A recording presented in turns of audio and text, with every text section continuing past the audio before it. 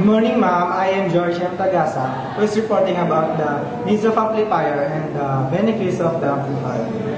First, we must go to the needs of amplifier.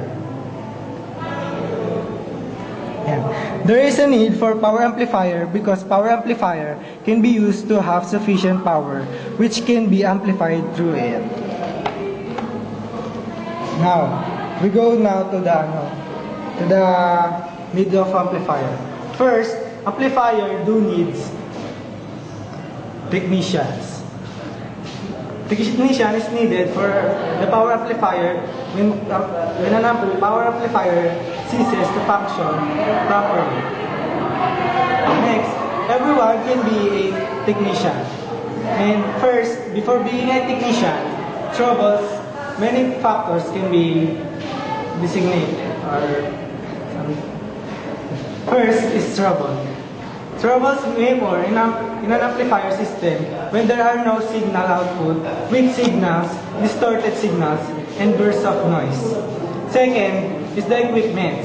Equipment that may be used to test power amplifiers includes voltmeter, signal amplifier, generator, oscilloscope, signal tracer, amplifier, transistor tester, VT tester, earphones, and clip plates. First is to check the components. Every components have their own checkers. Then next, we must go to the benefits of power amplifier. Power amplifier benefits people in terms of sound because it amplifies the sound made by the human voice.